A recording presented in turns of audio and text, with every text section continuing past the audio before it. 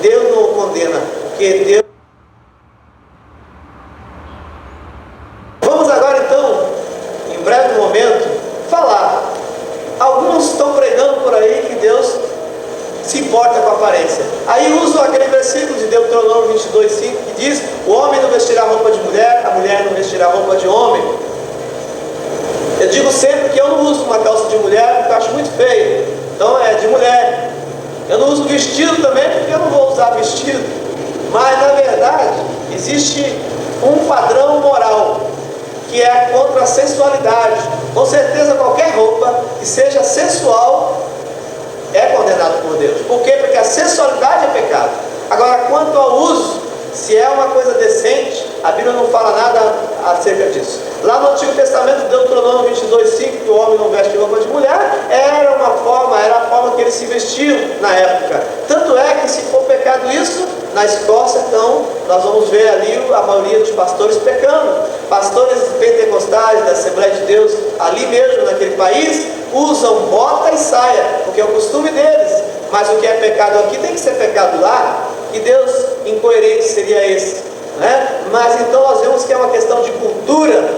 Por que aquelas pessoas que pegam Deuteronômio 22:5 não obedecem o restante daquele capítulo também, que fala sobre muitas outras coisas da lei? Aí eles dizem: não, isso é no tempo da lei. Aí interessa que então cumpra só aquilo ali. Pega um versículo e torce aquele versículo. Bom, mas não vamos continuar falando aqui do que nós achamos. Vamos ver o que é que Jesus acha, o que a palavra de Deus fala. Lá no Antigo Testamento, no capítulo 16 de Samuel, nós vemos aqui uma passagem interessante, onde as pessoas também já pensavam acerca da aparência. Samuel vai separar, ungir rei, aquele que Deus mandou. Chegando na casa de Jessé, no capítulo 16 de 1 Samuel, versículo 7, ele vê aos irmãos de Davi e, olhando a sua aparência, diz assim: não, esse tem a aparência de homem de Deus, de ser rei.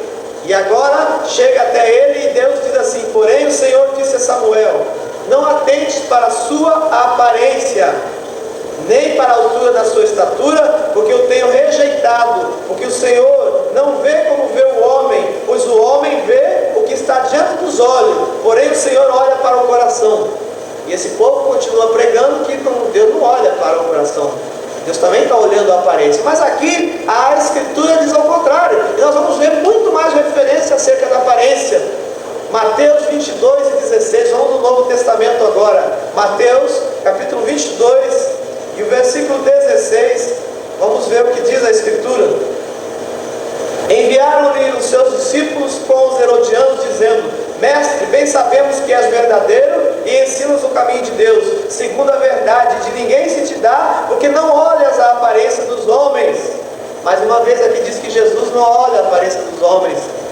Mas você prefere ficar com quem? Com as Escrituras ou com aquele alienado que prega a doutrina humana e aí assusta as pessoas de servir a Deus com liberdade e também com sabedoria? Porque se somos sábios, podemos vestir de acordo com o que o nosso coração é dirigido por Deus, porque nós podemos saber que não vamos nunca ferir a Deus, nunca magoar o Senhor. Nunca ninguém nos pergunta se estamos felizes assim, mas sempre já dizem e nos apontam como mundano, como pessoas que não têm capacidade de discernir as coisas espirituais. Vamos ver mais uma referência aí, João, capítulo 7 e versículo 24.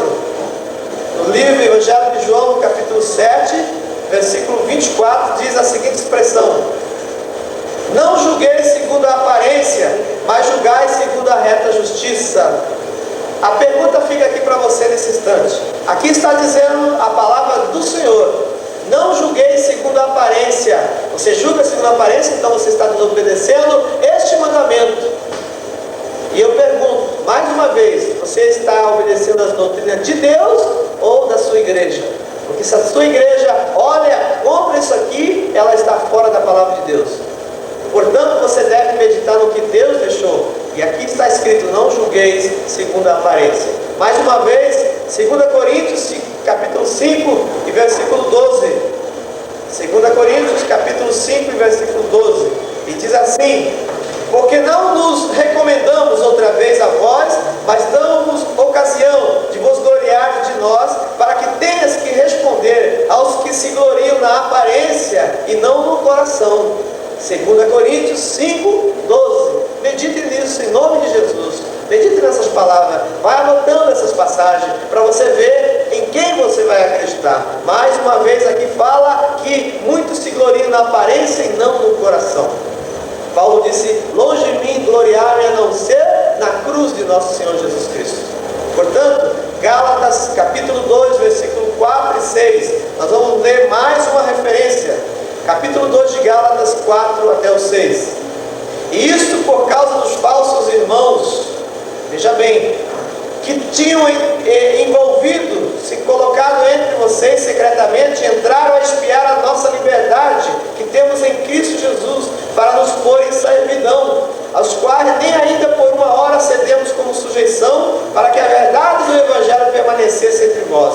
E quanto àqueles que pareciam ser alguma coisa, quais tinham sido no outro tempo, não se me dá, Deus não aceita a aparência do homem. Esses digo que pareciam ser alguma coisa, nada me comunicaram. O apóstolo Paulo aqui, usado por Deus, fala mais uma vez que Deus não aceita essa aparência religiosa, falsa, que Jesus criticou tantas vezes. Colossenses capítulo 2, de versículo 18 até o 23. Colossenses 2, de 18 a 23. Ninguém vos domine a seu bel prazer, com pretexto de humildade, com culto dos anjos, metendo-se em coisas que não viu, estando de balde inchado na sua carnal compreensão. Antes de continuar essa leitura, eu quero dizer que muitas igrejas por aí estão falando de arrebatamento, que Deus mostrou pessoas de cabelo cortado, pessoas que usam roupa tal, pessoas que usam coisa no cabelo, joia e tudo mais. Se nós lemos até agora tudo isso, e você acreditar ainda nessas coisas, meu irmão, já não resta mais nada para você. Porque ou você conhece a Escritura e o Deus que você serve, ou não conhece. Jesus falou: errar e não conheceu as Escrituras. Então muita gente está falando aí de anjos e coisas e revelações, mas é antibíblico, porque tudo que é falado contrário ao que nós já lemos aqui, não vem de Deus. Tudo que é falado contrário do que nós já temos ensinado aqui, não vem de Deus. Continuando a leitura: e não ligado à cabeça, da qual todo o corpo provido, organizado pelas juntas e ligaduras, vai crescendo em aumento de Deus. Se você está morto com Cristo quanto aos rudimentos do mundo, por que vos carregam ainda de ordenança como se vivesse no mundo? Versículo 21 agora soluciona toda essa coisa que está por aí, de aparência, de doutrinas humanas. Versículo 21, tais como: não toque, não prove, não manuseie. Esse não manuseie quer dizer não use isso, não use aquilo, não toque naquilo, não prove aquilo outro. Agora o que diz o versículo 22? As quais coisas todas perecem pelo uso, segundo preceitos e doutrina dos homens. Mais uma vez, você aí que já ouviu que isso é doutrina de Deus, aqui está dizendo que é doutrina dos homens. Eu te pergunto, fica com quem? Você fica com isso que está aqui, ou fica com a doutrina dos homens, ou fica com a doutrina humana? Versículo 23, as quais têm na verdade alguma aparência de sabedoria, em devoção voluntária, humildade, em disciplina do corpo, mas não são de valor algum, senão para a satisfação da carne. Está vendo? Essas doutrinas humanas que pregam dizendo que é de Deus, são para a satisfação da carne. Eu não gosto do meu cabelo, satisfazendo a carne. Olha a roupa que eu uso, satisfazendo a carne. É muito clara a Escritura. Eu quero que você medite nisso. Colossenses 2, do versículo 18 até o 23.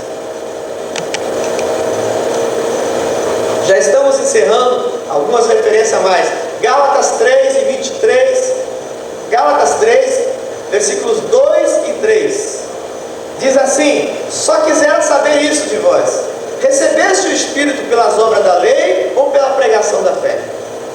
Sois vós tão insensatos, que tendo começado pelo Espírito, acabeis agora na carne? As pessoas ouvem a palavra, aceitam pela fé, mas depois acabam na carne, querendo agradar a Deus dessa forma na carne. Se você tem o Espírito Santo, meu irmão, você vai entender que isso aqui está falando exatamente disso. Começa-se pelo Espírito e termina na carne. Por que você aceitou o Evangelho? Por que você aceitou Jesus? Foi pela fé ou foi pela prática das obras da carne? Eu quero aqui ler mais uma vez Gálatas 1, de 8 a 9, com referência a essas doutrinas e a esses evangelhos que são pregados por aí. Capítulo 1 de Gálatas 8 e 9 diz assim: mas ainda que nós mesmos, ou um anjo do céu, vos anuncie outro evangelho além do que já temos pregado, seja anátema. Assim como já vou dissemos, agora de novo também como digo, se alguém vos anunciar outro evangelho, além do que já recebeste, seja anátema. Se alguém está pregando um evangelho diferente do que esse que nós estamos falando aqui, é anátema, é amaldiçoado por Deus. Deus não concorda, não aceita isso. Diz aqui 1 Pedro 3, de 14 a 17, mais uma referência, são vários versículos que você precisa ler, que você precisa meditar. 1 Pedro 3, de 14 a 17, mas também, se padecesses por amor da justiça, sois bem-aventurados, e não temais com medo deles, nem vos turbeis, antes santificai a Cristo como Senhor em vossos corações, estáis sempre preparados para responder com mansidão e temor a qualquer que vos pedir a razão da esperança que há em vós, tendo uma boa consciência, para que naquilo que falam mal de vós, como de malfeitores, fiquem confundidos os que blasfemam do bom vosso em Cristo, porque melhor é que padeças fazendo bem, se a vontade de Deus assim o quer, do que fazendo mal. Pois, portanto, quando você for julgado, apontado, dito para você que você é mundano, que você não é crente coisa nenhuma, você tem que conhecer a Bíblia e mostrar para eles isso. Tudo isso que nós estamos falando, para que você não caia no laço de Satanás, porque existe a doutrina humana, a doutrina de Deus, mas também a doutrina maligna de Satanás, que traz jugo, que traz peso, e as pessoas ficam se dividindo por conta disso. Não amam o seu irmão, não amam o irmão da outra denominação por conta dos seus costumes. Eu quero encerrar aqui agora, 2 Pedro, agora, capítulo 3, de versículo 15 a 18. 2 Pedro 3, de 15 a 18, diz assim: tende por salvação a longanimidade do nosso Senhor, como também o nosso amado irmão Paulo vos escreveu, segundo a sabedoria que foi dada, falando disso como em todas as suas epístolas, entre as quais há pontos difíceis de entender, que os indoutos, inconstantes, torcem igualmente as outras escrituras para a sua própria perdição. Vós, portanto, amados, sabendo isso de antemão, guardai-vos de que pelo engano dos homens abomináveis sejam juntamente arrebatados e descaia da vossa firmeza. Antes, crescei na graça e conhecimento de nosso Senhor e Salvador Jesus Cristo. A Ele seja dada a glória, assim agora como no dia da eternidade. Você deve crescer na graça e no conhecimento de Jesus. Jesus falou: errai não conhecendo as Escrituras, nem o poder de Deus. As pessoas estão buscando o poder de Deus, oba-oba, estão esquecendo do conhecimento. O conhecimento sem a graça, sem a unção e o poder não vale nada.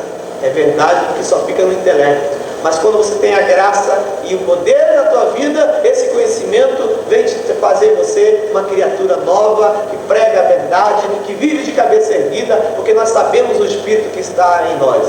E se nós temos o Espírito de Cristo, podemos testificar que somos dele. Agora, meu irmão, nisto conhecerão que são os meus discípulos, Jesus disse, João 13:35. Se vos amardes uns aos outros. Amém.